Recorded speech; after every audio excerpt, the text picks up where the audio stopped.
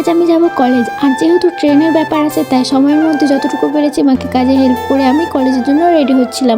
আর যেহেতু আমরা কলেজ থেকে এখন ইউনিফর্ম পাইনি তাই আমরা আমাদের ইচ্ছা মতো ড্রেস পরে যাই। আমি রেডি হওয়ার পর আয়নার সামনে নিজেকে একটু দেখছিলাম আর মা এদিকে খাওয়ার জন্য আমাকে ডাকছিল। যেহেতু আজকে বাড়ি আসতে সন্ধ্যা হবে তাই আজকে আমি খেয়ে গেছি, আমার টিফিন নিয়েও গেছি। সকালবেলায় খেতে একটুকু ভালো লাগে না, কিন্তু কিছুদিন আগে আমার শরীর খারাপ ছিল, তারপর থেকে আমাকে খেতে হয়, কিচ্ছু করার নেই। আর তারপর দেখি অনেকটা লেট হয়েছে তাই ভাইকে বললাম একটু জুতোটা মুছে দিয়ে। আর আমাকে বাড়ি থেকে বেরোতে হয় 8:40।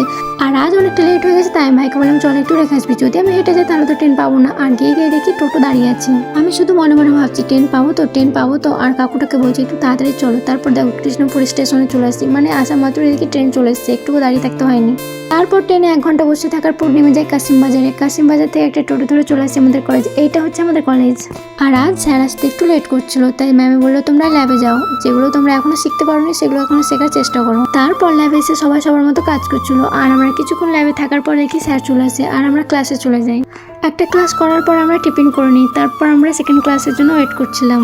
তারপর আমার বান্ধবী বলে আমি একটু হাই করবো বান্ধবী, আমার মুখে একটা ইমোজি দিয়ে দিস, তারপর পোস্ট করিস। তোর নেই বান্ধবী, তোর কথা আমি শুনে নিলাম। তারপর সেকেন্ড ক্লাস করার পর আমাদের ছুটি হয়ে যায়। আর তখন বাজে 4টা আর আমাদের ট্রেন আছে 5:13-তে। তাই আমি ভাবলাম অনেকটা হাতে সময় আছে। আর কাশিমবাজার থেকে নেমে একটা মন্দির আছে, তার পিছনে একটা ঝিলের মতো আছে, সেখানেই যাব।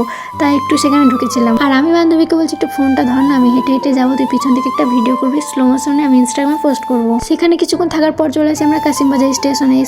5 মিনিট থাকার পর দেখি ট্রেন চলে আসে। আর এই 5টা ট্রেনটা তো প্রচুর পরিমাণে ভিড় হয়, মানে যারা ডেলি যাওয়া আসা করে তারাই বুঝতে পারবে। কাশিমবাজার থেকে জিয়াগঞ্জ পর্যন্ত তো প্রচুর ভিড় থাকে, ভগবানগুলো একটু ফাঁকা হয় তখন আমরা বুঝতে পারি। তো আজকে এই পর্যন্ত, দেখা হচ্ছে নেক্সট কোনো মিনি ব্লগে। তো টাটা।